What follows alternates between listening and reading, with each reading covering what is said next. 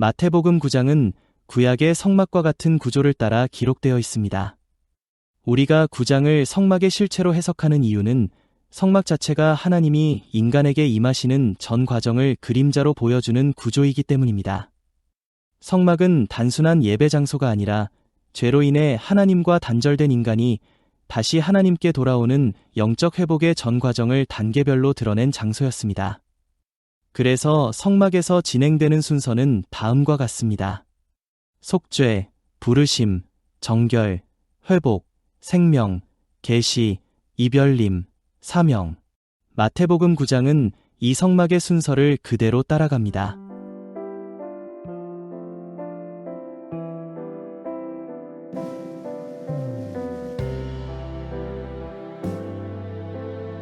마태복음 9장은 8장에서 이미 확인한 영적 구조가 이제 사람의 마음 안에서 실제로 어떻게 작동하는지를 보여주는 장입니다. 8장에서 말씀이 세상과 귀신들을 향해 권세를 드러냈다면 9장에서는 그 동일한 말씀이 한 사람의 내면 깊은 곳에서 죄를 다루고 정결케 하고 회복시키며 생명을 일으키는 과정을 단계적으로 보여줍니다. 따라서 9장도 8장과 같은 방식으로 영적 구조를 중심으로 보아야 합니다.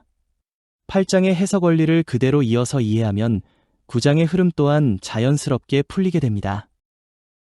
9장 내용을 살펴보겠습니다. 중풍병자를 고치심. 예수님께서 배를 타고 본동네로 돌아오시자 사람들이 중풍병자를 침상에 메고 옵니다. 예수님은 그들의 믿음을 보시고 중풍병자에게 먼저 아들아 안심하라 내 죄 사함을 받았느니라 하십니다. 서기관들이 마음으로 신성모독이라 생각하자 예수님은 죄 사함의 권세가 있음을 보이기 위해 중풍병자에게 일어나 집으로 가라 명하시고 그는 일어나 돌아갑니다. 무리는 이를 보고 하나님께 영광을 돌립니다. 마태를 부르심. 예수님께서 길을 가시다가 세관에 앉아있는 마태를 보시고 나를 따르라 하시자 마태가 일어나 예수님을 따릅니다. 세리와 죄인들의 식사. 예수님께서 마태의 집에서 식사하실 때 많은 세리와 죄인들이 함께 앉습니다. 바리새인들이 이를 문제 삼자 예수님은 건강한 자에게는 의원이 쓸데없고 병든 자에게라. 나는 의인을 부르러 온 것이 아니요 죄인을 부르러 왔노라 라고 말씀하십니다. 금식 논쟁과 새 포도주. 요한의 제자들이 와서 자기들과 바리새인들은 금식하는데 예수님의 제자들은 금식하지 않느냐고 묻습니다.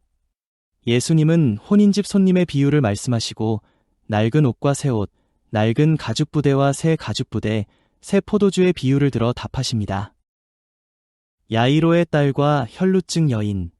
한 관리가 와서 자기 딸이 방금 죽었으나 예수님이 오셔서 손을 대시면 살 것이라 말합니다. 예수님이 가는 도중 12해 동안 혈루증을 앓던 여인이 예수님의 옷자락을 만집니다. 예수님은 딸아 안심하라 내 믿음이 너를 구원하였다 하시고 그 여인은 곧 나음을 얻습니다. 예수님은 그 관리의 집에 가셔서 죽은 소녀의 손을 잡으시고 일으키시며 그 소문이 퍼집니다. 두 맹인을 고치심. 예수님께서 그곳을 떠나실 때 두 맹인이 따라오며 다윗의 자손이여 우리를 불쌍히 여기소서라고 외칩니다.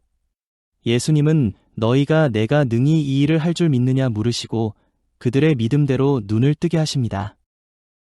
벙어리, 귀신 들린 사람들 고치심. 귀신 들려 말 못하는 사람을 데려오자 예수님께서 귀신을 쫓아내시고 그가 말을 하게 됩니다. 무리는 놀라지만 바리새인들은 귀신의 왕을 힘입어 귀신을 쫓아낸다고 말합니다. 무리를 불쌍히 여기심과 추수. 예수님은 모든 동네와 촌을 다니시며 가르치시고 복음을 전하시고 병을 고치십니다. 무리를 보시고 목자 없는 양같이 고생하며 기진함을 보시고 제자들에게 말씀하십니다. 추수할 것은 많되 일꾼이 적으니 추수하는 주인에게 일꾼을 보내달라고 기도하라. 마태복음 9장은 구약의 성막과 같은 구조를 따라 기록되어 있습니다. 우리가 9장을 성막의 실체로 해석하는 이유는 성막 자체가 하나님이 인간에게 임하시는 전 과정을 그림자로 보여주는 구조이기 때문입니다.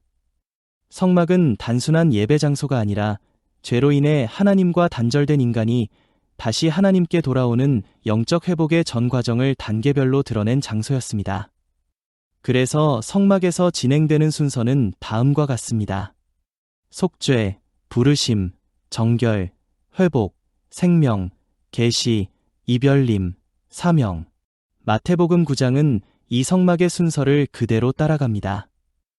예수님은 성막의 실체로 오셔서 그 구조를 한 사람의 영혼 안에 재현해 주신 것입니다. 성소는 지성소로 들어가기 전 영적 감각이 열리고 생명이 공급되는 공간입니다. 그래서 맹인의 눈이 열리고 벙어리 입이 열리는 사건이 바로 성소 단계와 정확히 맞물립니다. 성막에 대하여 간략히 설명 후 9장을 살펴보도록 하겠습니다. 성막 동선 자체가 속죄, 정결, 생명, 임재. 성막의 이동 경로는 다음과 같습니다. 동문, 번제단, 물두멍, 성소, 지성소, 즉 성막 자체가 영적 구조를 형상화한 것입니다. 1단계, 속죄, 번제단. 성막에 들어서면 가장 먼저 속죄가 이루어져야 합니다. 레위기 1장 3절. 회막문에서 제물을 잡을지니라. 레위기 6장 25절에서 30절. 속죄제는 지극히 거룩하니 그 피로 속죄하라. 죄 문제가 해결되지 않으면 성소로 갈 수 없습니다. 2단계, 부르심, 제사장 레위인 위임.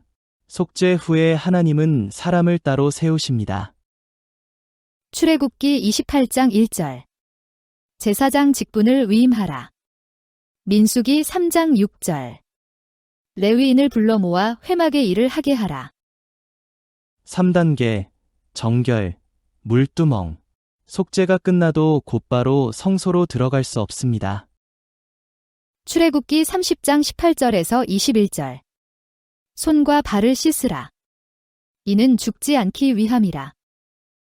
4단계, 회복, 부정, 정결, 제도 전체, 피부병, 유출병, 출산, 시체, 부정 등의 모든 회복 의식은 하나님 앞에 설 수 있도록 영적, 육적 회복이 이루어지는 과정입니다. 레위기 12장에서 15장, 민수기 19장 전체. 5단계, 생명, 성소의 새 기물. 성소 안에 있는 새 기물은 모두 생명 공급을 상징합니다.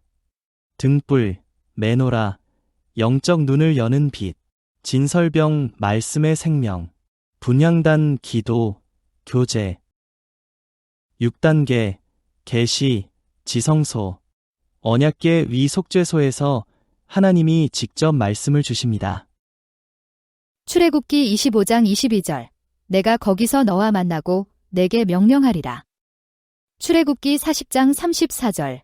여호와의 영광이 회막에 충만하다. 7단계, 사명, 회복된 제사장이 백성에게 나아감. 성막의 마지막은 돌아가 섬김입니다. 민수기 6장 23절에서 27절. 제사장의 축복. 민수기 3장 7절. 레위인의 봉사. 성막 전체의 흐름은 다음과 같습니다.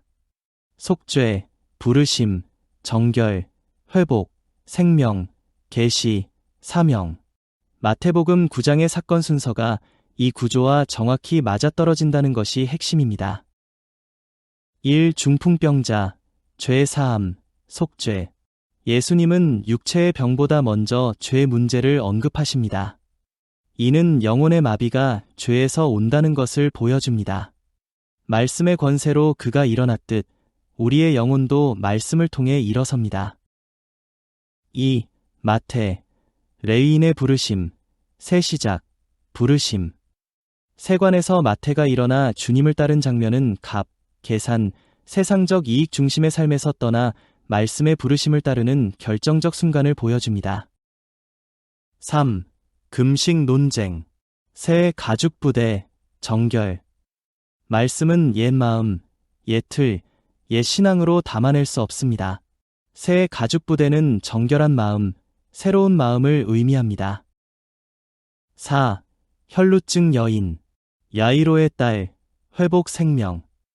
혈루증 여인의 만성적 소멸과 소녀의 죽음은 모두 생명상실외의 상태입니다.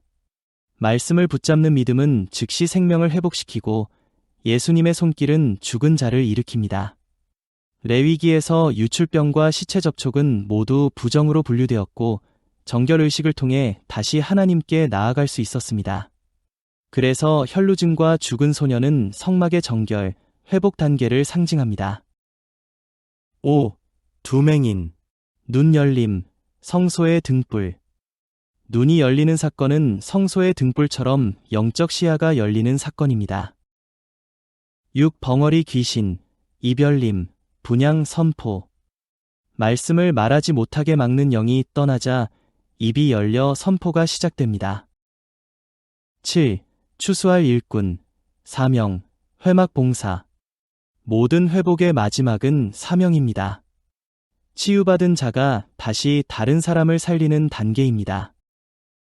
이처럼 마태복음 9장은 8장에서 시작된 영적 회복과 새 사람의 탄생이라는 큰 흐름을 이어가며 성막의 구조를 그대로 담아 말씀이 한 사람의 영혼을 어떻게 살리고 변화시키는지를 단계적으로 보여주는 장면입니다.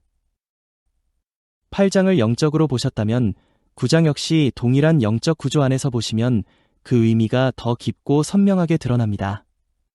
8장은 말씀이 밖에서 찾아오신 장면이며 바다, 귀신, 정결, 죽음 모두 구약에서 말하는 바깥들, 세상, 광야에서 말씀의 권세가 드러나는 모습을 보여준다면 9장은 말씀이 안으로 들어오는 과정, 이제 사람의 마음이 말씀 앞에 나아가며 성소에 들어갈 수 있도록 준비되고 변화되어가는 내적 여정이 펼쳐집니다. 마태복음 9장은 성소의 구조를 담아 우리의 마음이 하나님 앞으로 나아가기 위해 어떻게 정결해지고 치유되며 생명의 빛과 말씀의 교제가 열리는지를 보여주는 장면입니다.